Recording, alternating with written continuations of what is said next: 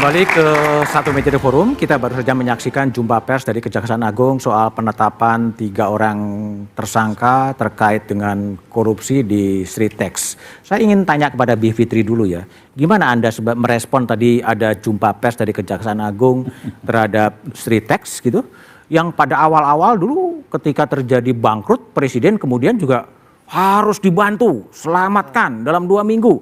Tapi berakhir dengan pengumuman tersangka ya, dari Sritex. Apa yang Anda baca itu sebenarnya?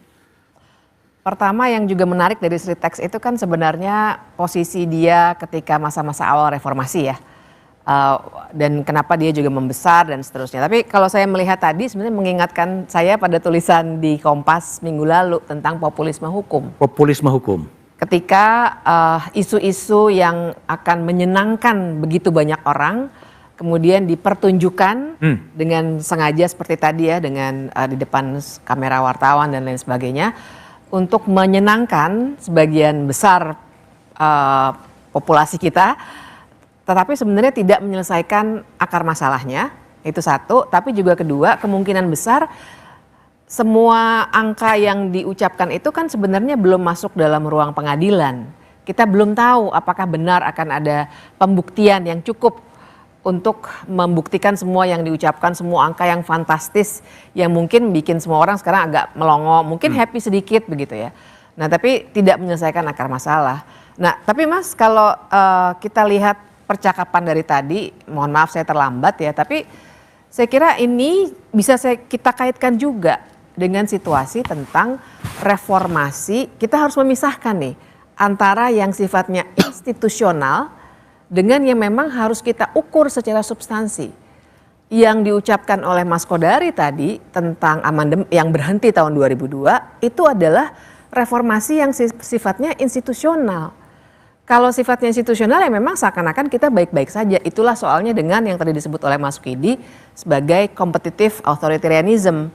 Itu kan Levitsky dan Way berbicara spesifik tentang competitive authoritarianism yang sebenarnya seakan-akan kita masih demokratik, makanya ada aspek kompetitifnya, tapi sebenarnya sudah berkarakter otoriter. Nah, jadi selubungnya itu biasanya dilakukan dengan institusi-institusi itu. Padahal kalau misalnya kita lihat, kita ukur dari 6 tuntutan reformasi saja deh. Amandemen konstitusi itu kan cuma 1. Ya. Ada 5 lagi nih, misalnya Adili Soeharto. Sekarang Soeharto malah mau dijadikan pahlawan. Padahal dia belum pernah diadili. Kemudian tadi disebutkan misalnya otonomi daerah. Betul pasal 18B-nya di konstitusi ada. Tapi gara-gara Undang-Undang Cipta Kerja misalnya, sudah balik lagi resentralisasi. Pemberantasan KKN, KPK-nya dibunuh kok lewat undang-undang tahun 2019. Nah itu tadi yang namanya populisme hukum. Karena kita juga mesti lihat nanti di pengadilan seperti apa. Pemberantasan atau misalnya penyelesaian pelanggaran HAM berat masa lalu. Tadi Usman sudah menyampaikan juga, saya tidak akan mengulang di bagian itu. Artinya ukurannya jangan hanya institusi. Kalau ukurannya institusi, bagaimana kita bisa menjawab fakta bahwa begitu banyak misalnya aktivis yang ditangkap menggunakan undang-undang, menggunakan hukum. Jadi kan itu harus kita evaluasi juga. Belum lagi fakta bahwa ada narasi dari sebagian jenderal dan sebagian lagi juga kita bisa baca di beberapa dokumen Partai Gerindra tentang balik lagi ke UUD 45 yang tahun 45. Jadi sebenarnya ini seperti mau dibalikkan. Jadi kita hati-hati nih dengan kepuasan di level institusi. Karena kita harus lebih melihat substansinya. Oke, baik. Saya kembali ke Mas Kodari ya, sebagai apa di KSP gitu. Soal kembali Sritex ini menarik karena Pak Prabowo kan dulu kan begitu ada pilot kemudian juga bagaimana itu dibantu gitu. Terus udah deket dengan kalangan militer hampir di semua kekuasaan. Tapi sekarang kejaksaan kemudian mentersangkakan pemiliknya atau dirutnya. Ya saya kira itu menunjukkan objektivitas seorang Prabowo Subianto. Oh gitu. Ya, pertama beliau sebagai presiden tentunya ingin menjaga bagaimana agar buruh-buruh atau pekerja yang ada di Sritex tetap tidak kehilangan pekerjaan. Dan informasi yang waktu itu diterima Presiden, karena baru menjabat ya, dan dengan keterbatasan waktu yang ada adalah bahwa Sritex ini mau dipilotkan. Artinya pada waktu itu informasinya Sritek adalah, anggaplah katakanlah terpojok ya, atau dalam sebuah situasi di mana ya satu dipilotkan sementara dia adalah industri nasional, dia adalah industri tekstil yang besar, maka layak untuk diselamatkan, dan yang kedua dipikirkan bagaimana nasib para buruh. Tetapi tentunya dalam proses yang berjalan ketika termasuk pemerintah berusaha membantu Sritek, ternyata kan keluar masalah-masalah yang terjadi.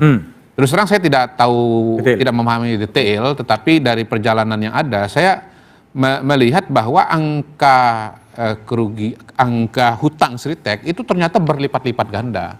Dan ternyata bukan dengan 1-2 kreditur saja, tapi sangat banyak. Tadi kalau saya tidak salah dengar, bahkan bank yang mungkin dipinjam kreditnya oleh pemilik Sritek ini sampai 20 begitu. Jadi ada kemungkinan terjadi fraud di situ, dan fraud ini justru membuat pemerintah, dalam hal ini kejaksaan dan mungkin juga presiden, malah mengatakan, oh ini nggak benar, berarti harus ditindak begitu. Jadi saya kira itu menunjukkan objektivitas seorang presiden dalam melihat persoalan, dan ya kalau memang bersalah secara hukum ya diproses secara hukum. Gitu Mas Budiman. Baik. Syafiq, tadi kalau ngerespon Bivitri bahwa sebenarnya kalau ngomong korupsi, ya tadi Bivitri di Kompas menulis populisme demi untuk show. Ini untung ya, barang buktinya yang biasanya dipamerin tuh. Bisa dipamerin. Uang dipamerin, karena enggak, mungkin belum dapat ya. Karena utang, Mas. Oh, karena utang. Nggak ada ya. Duitnya udah hilang, Mas. Udah hilang ya. Oke, Syafiq, gimana? Apakah betul ada populisme dalam penegakan hukum juga sepertinya? Ya saya kira benar. Saya kira kan kita menyaksikan ya elit-elit kita ini di tingkat tertentu, saya kira mengoperasikan negara ini seperti sinetron. Sinetron? Dan hanya memenuhi apa yang memang bisa diperbincangkan orang. Tetapi bahwa persoalan-persoalan mendasar yang sebenarnya akan memengaruhi masa depan Indonesia mungkin tidak benar-benar dipecahkan. Kita tentu terkejut saya kira bahwa korupsi nyampe ratusan triliun. Saya aja tercengang kok bisa gitu loh. Korupsi sampai sebesar itu. Artinya kalau dibilang nggak ada mekanisme pengawasan, tidak juga. Karena kan kita tahu sejak reformasi ada berbagai institusi baru. Tetapi mungkin memang dibiarkan, artinya diketahui. Diketahui cuma baru dibongkar sekarang. Oh, kenapa sekarang? Nah, ya seringkali juga ada faktor-faktor alasan-alasan politik, peta yang berubah, pemain yang berubah. Makanya kalau di sosmed kita menyaksikan ya ini urusannya ganti pemain aja misalnya. Oh, ganti itu kan pemain. bentuk skeptisisme publik.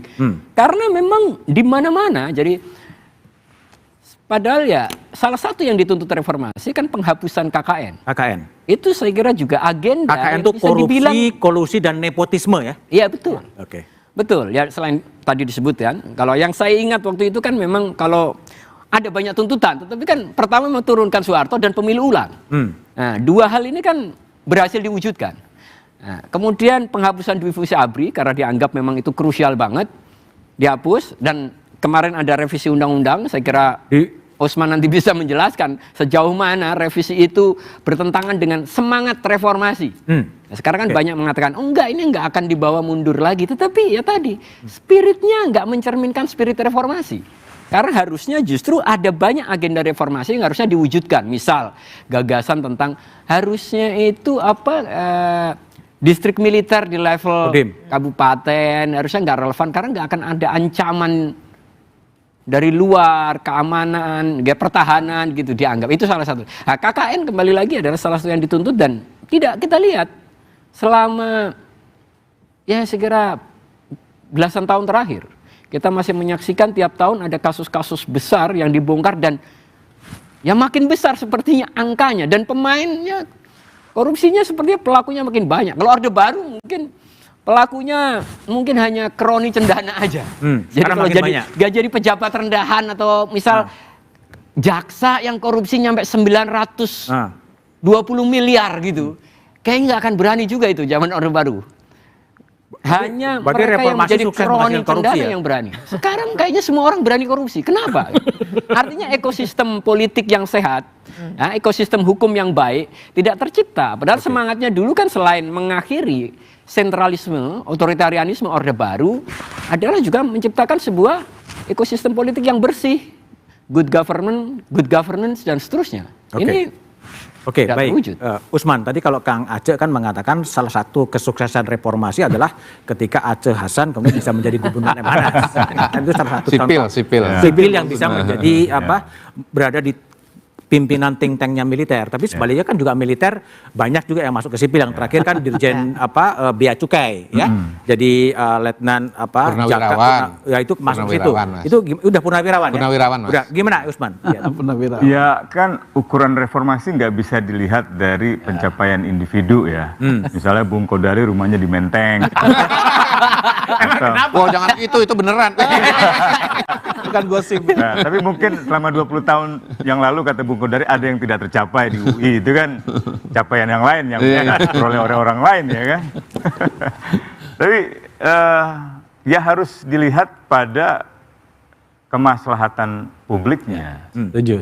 Nah, kalau pada pribadi-pribadi agak berat. Saya bisa katakan 6 tahun setelah reformasi Munir dibunuh. Saya bisa katakan 27 tahun reformasi sore tadi mahasiswa Trisakti 6-8 orang ditangkap polisi. Misalnya begitu. Jadi saya kira nggak mungkin bisa diukur pada situasi-situasi yang sifatnya privat gitu ya. Dia harus dilihat secara publik, secara kepentingan kolektif gitu. Misalnya yang pertama, tadi menarik mendengarkan Bung Kodari tentang otonomi daerah. Tadi Bibit sudah menjelaskan bahwa undang-undang Omnibus itu justru memukul mundur desentralisasi atau otonomi daerah. Bukan hanya undang-undang Omnibus sebenarnya, tapi juga amandemen misalnya terhadap undang-undang otonomi khusus untuk Provinsi Papua. Itu menghapuskan lagi apa yang disebut sebagai otonomi khusus. Kenapa sekarang banyak protes di Halmahera Timur, Halmahera Utara, di Maluku, atau misalnya di Morowali, Sulawesi, atau misalnya di Raja Ampat gitu. Itu karena pengelolaan sumber daya alam sekarang dikendalikan oleh pusat. Lebih banyak kita dengar Pak Luhut daripada gubernur bicara tentang pengelolaan sumber daya alam. Lebih banyak kita dengar Pak Bahlil bicara soal pengelolaan sumber daya alam daripada bupati. Artinya ada resentralisasi pemerintahan. Dan ini sebenarnya sudah banyak ditulis oleh para sarjana, termasuk bahkan indeks-indeks demokrasi yang paling baru sudah memperlihatkan kemerosotan demokrasi Indonesia. Yang pertama, Freedom House, kebebasan sipil dan hak politik merosot tajam. Yang kedua, Economist Intelligence Unit menempatkan Indonesia sebagai negara demokrasi yang cacat. Yang ketiga, FIDEM, Varieties of Democracy Institute, menjelaskan Indonesia sudah tergolong sebagai negara elektoral autokrasi. Jadi bukan lagi electoral demokrasi. Indonesia bukan lagi negara demokrasi, tapi negara otoriter, tapi punya pemilu. Itu yang mungkin dalam bahasa lain adalah competitive authoritarianism. Tapi untuk pertama kalinya, kata FIDEM Institute, sejak 1999, Indonesia masuk ke dalam daftar golongan negara autokrasi elektoral. Artinya kita kembali ke titik nol, di mana demokrasi tidak ada, tapi ada pemilu. Di era Orde Baru kan gitu. Demokrasi Pancasila, ada pemilu, tapi sebenarnya tidak ada demokrasi. Tidak ada kebebasan politik, tidak ada keadilan sosial. Reformasi ingin berusaha menghasilkan keadilan politik atau kebebasan politik dan keadilan sosial. Lihat koefisien Gini rasio, memperlihatkan jurang ekonomi yang makin jauh antara yang miskin dengan yang kaya. Lihat, jadi bukan hanya kebebasan politik yang mengalami erosi, mengalami kemerosotan, tapi juga hak-hak sosial, keadilan sosial, itu semakin jauh jurangnya itu. Ini yang saya kira harusnya jadi pembelajaran kita, dan saya kira dalam setiap transisi demokrasi tidak cukup mengukurnya dari reformasi konstitusi seperti tadi Bung Kodari katakan, constitutional reform. Ada criminal justice reform, ada institutional reform, military reform, ada transitional justice reform. Itu ada banyak reformasi-reformasi yang memang perlu diagendakan untuk memastikan bahwa demokrasi bukan hanya bekerja secara prosedural melalui pemilu, tetapi juga menghasilkan capaian-capaian yang sifatnya substansial, keadilan. Apakah sudah ada keadilan bagi keluarga korban Mei? Apakah sudah ada keadilan bagi Bu Sumarsih yang sekarang ini masih di depan istana? Misalnya seperti itu gitu. Apakah Presiden misalnya sudah membicarakan tuntutan aksi Kamisan? Saya kira belum. Oke, baik. Silakan Kodari kalau mau. Oke, jadi pertama begini, saya tidak mengatakan bahwa reformasi itu Hanya itu. saja begitu. Saya cuma mengatakan begini, dan saya ingin membukakan mata kita semua bahwa yang disebut reformasi itu sebetulnya adalah interregnum.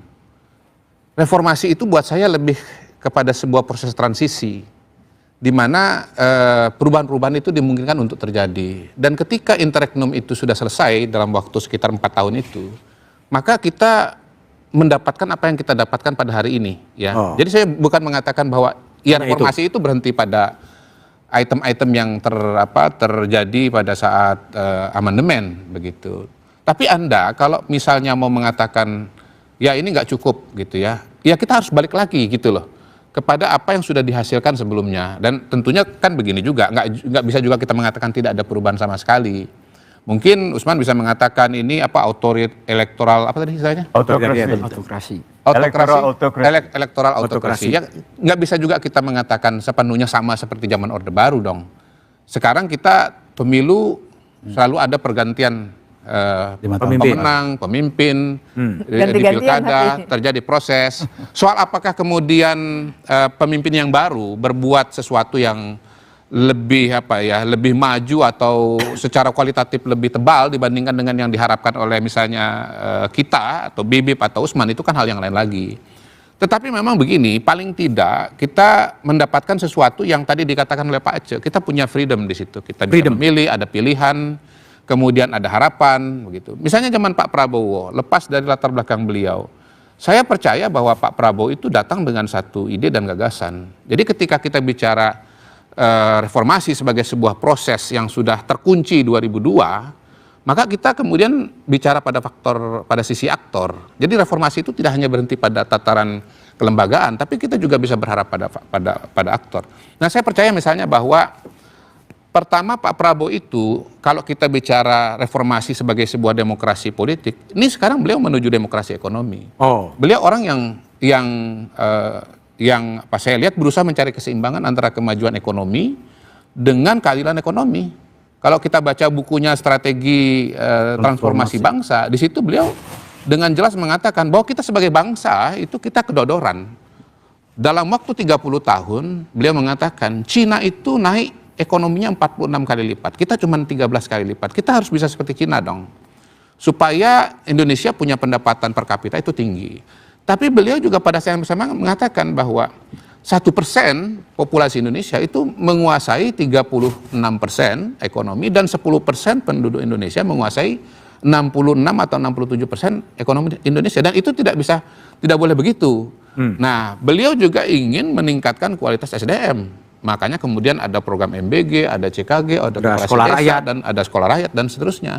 Dan ya buat saya Prabowonomics itu kata kuncinya adalah pada pasal 33 itu.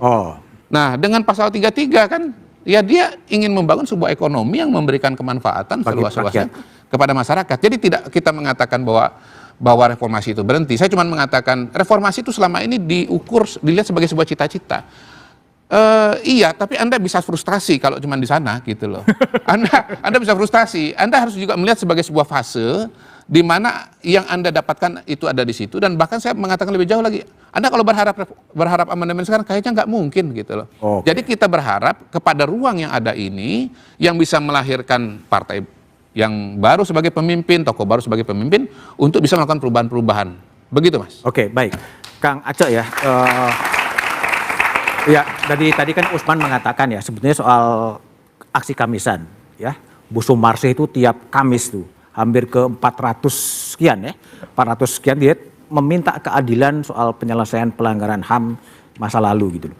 Sebetulnya kalau dari si kajian Lemhanas, isu pelanggaran HAM mau diselesaikan seperti apa sih? Tapi jawabannya setelah jeda berikut ini.